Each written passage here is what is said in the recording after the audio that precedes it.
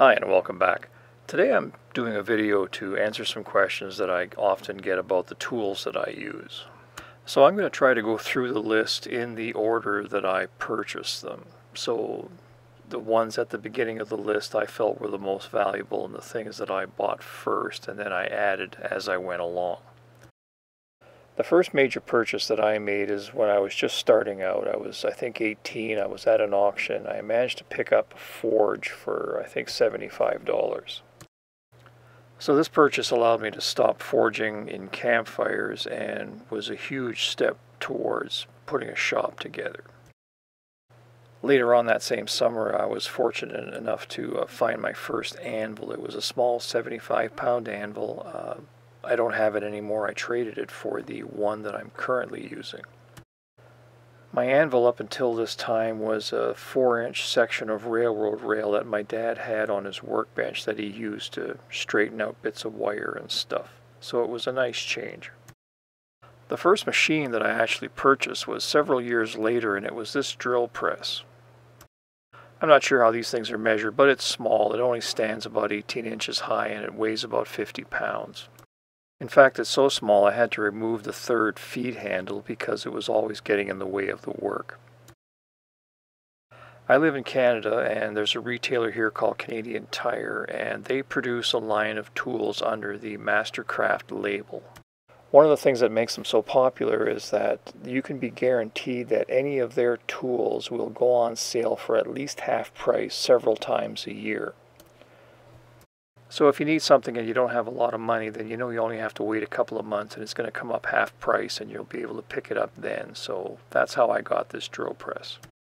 The reason I bought it is because at that time I was producing a lot of hardware, so I was drilling a lot of small holes in thin metal. So this was the perfect unit for that job.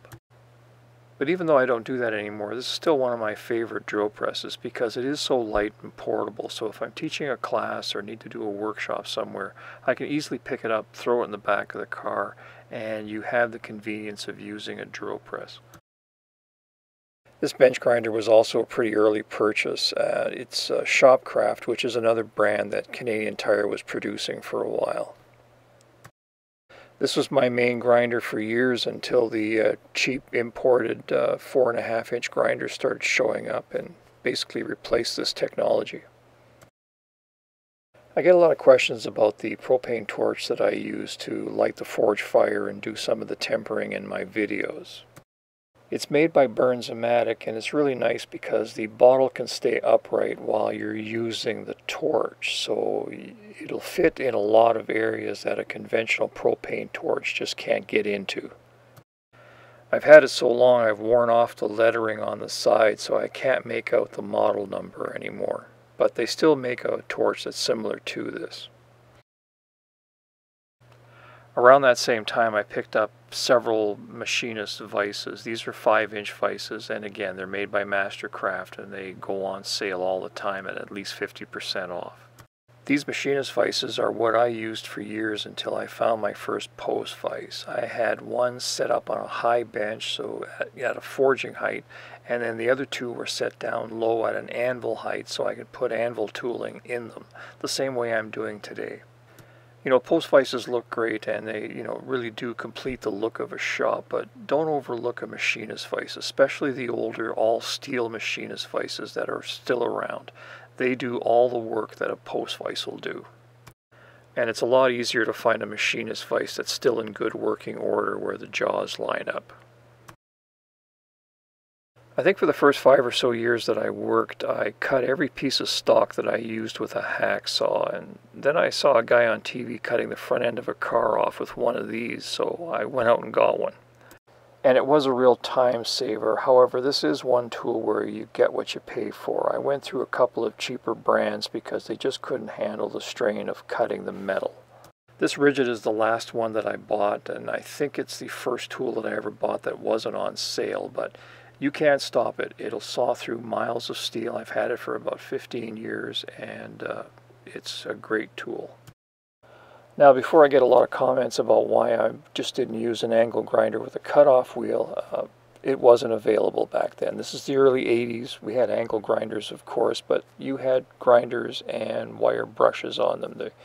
The cutoff wheel technology just wasn't there at that time. They were available, but you could just watch them disintegrate as you cut metal, so they weren't a practical option for cutting stock. But now, of course, the technology has changed, so the Sawzall has been moved back into a demolition tool, and the angle grinder is probably the most used tool in the shop. I don't spend a lot of money on these generally because they tend to last just a couple of years. It doesn't really matter what brand you buy. The problem is they're always sucking in that very abrasive grinder dust, so I haven't found any so far that can really withstand, a lot of grinding. I usually have 3 on hand, one with a grinder, one with a cutoff wheel, and one with a flap disc. The one on the left is a Mastercraft, and of course they go on sale all the time. The 2 on the right are a Porter cable. I tried a different brand. Again, it worked fine for a while, but I'm starting to hear it grinding inside, so they're going to go anytime. And again, I've only had them for a couple of years.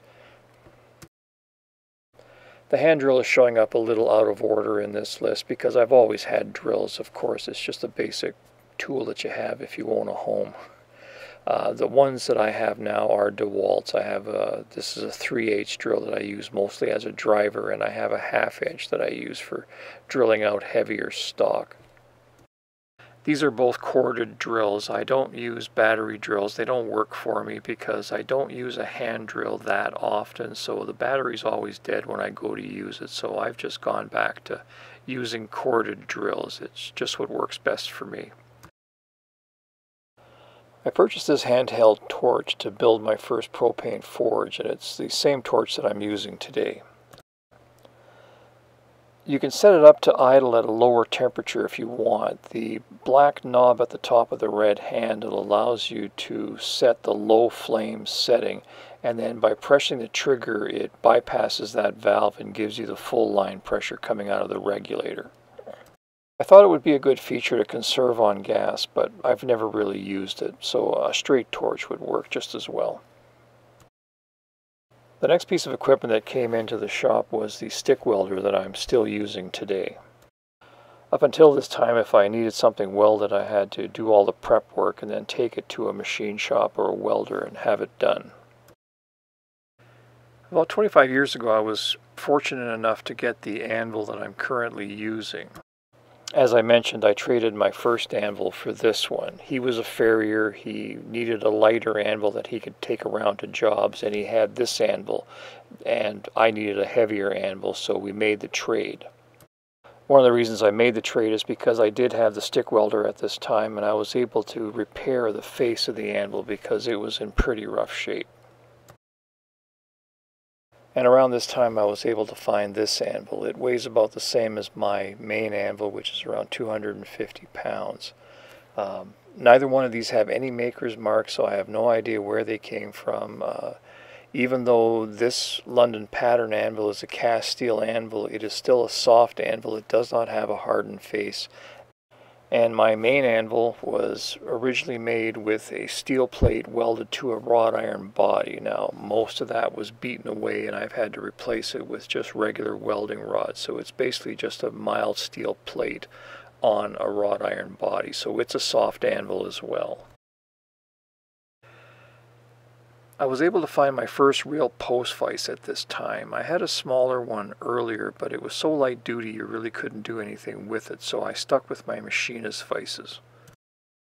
When I found this one, I stuck with my same system. I used this one as the forging vise, and then I had 3 lower vices that I was able to set up with a variety of anvil tools, and that was very handy for production work.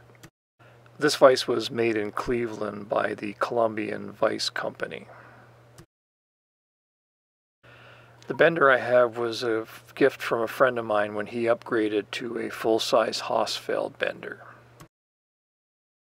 The next few tools were purchased over a 4 or 5 year period. I was able to clean out my basement enough to set up a small workshop down there. So I doubled up on some tools and I purchased other tools for specific projects that I had in mind. The first tool that I bought was a larger Delta drill press that I could leave in the basement, and I use it mainly for woodworking. And around the same time I bought a Mastercraft drill press that's about the same size, and I have it outside so that if I need to drill something a little larger, then I have that capability. I needed to build some furniture for the house, so I bought this 12-inch DeWalt thickness planer, and I've been very happy with it. I purchased this metal cutting bandsaw mainly to cut the thin plate and sheet metal that I use for hinges and other hardware, but I use it all the time. I really underestimated how valuable this tool is. Craftex is a line of tools put out by the Busy Bee company, which I believe is just a Canadian chain. This is not the bottom of the line saw, it's kind of a mid-range, but it still wasn't that expensive. Around the same time I got interested in making models like steam engines, that kind of thing, so I purchased this little lathe and a miniature mill that I was able to use to start building those parts. I haven't done very much with these yet, but they will be showing up in videos fairly soon when I start expanding the range of projects that I'm going to be working on. I also bought a small wood lathe from the same place. I use this mainly for turning handles and that sort of thing, and this is the lathe that I use to turn the decorative nuts for the new door handle of the shop. One of my favorite tools that I was able to find in an antique shop was this pattern maker's vise. If you're not familiar with these, they're basically a pretty versatile vise. They can be spun around and adjusted at all types of angles to hold any kind of work you can imagine. Emmert was probably the largest manufacturer of these, but there are a few smaller brands that hung around for a while. For example, the one that I have is from the National Machinery and Supply Company, and it's a Canadian one that was produced in Hamilton, Ontario. The last batch of tools are all things that I've purchased fairly recently. This die grinder is a great tool for getting into tight spaces, and it's another tool that's a cheap import now, but it would have been fairly expensive 10 or 15 years ago. I was able to find a couple of record vices at yard sales. This one I'm using in my post vise as a filing vise. I've upgraded my old Mastercraft vise that I use in my anvil to this new all-welded steel vise. So far I've been very happy with it. Another yard sale find was this hand-cranked grinder. It's a fairly large one. It'll take a 6-inch wheel, and I use it primarily for sharpening my chisels. This wage block was given to me by a friend of mine, and I believe he bought it at a blacksmithing conference that he went to in Ohio. I'm not familiar with the maker, but it's a new casting. It isn't an antique, and I would imagine that he does travel to several of the blacksmithing conferences, so if you look him up, you should be able to track him down fairly easily. It's a nice little swage block, and you'll be seeing this again soon in some upcoming videos. So that's about it for the metalworking side of my shop. Everything else is just basic tongs and chisels and hammers that you see me use every day. Most of the stuff I've made, a lot of the things, as I mentioned earlier, I get from Canadian Tire, and you'll see Mastercraft showing up on the crowbars that I recycle and a lot of the hammers that I'm using and screwdrivers and wrenches and all the rest of it. It's just, you know, a cheap way to get tools, and they are everywhere in Canada. So that gets you caught up on all the stuff that I've put together before I started making videos, and of course if anything new comes in, you'll be the first to know. We'll see you next time. Hi, I'm Dennis, and thanks for watching. If you have questions and you want to contact me directly, you can do so by emailing me at either one of the addresses that I have listed here. It may take me a couple of days, but I will get back to you. Thank you, and we'll see you next time.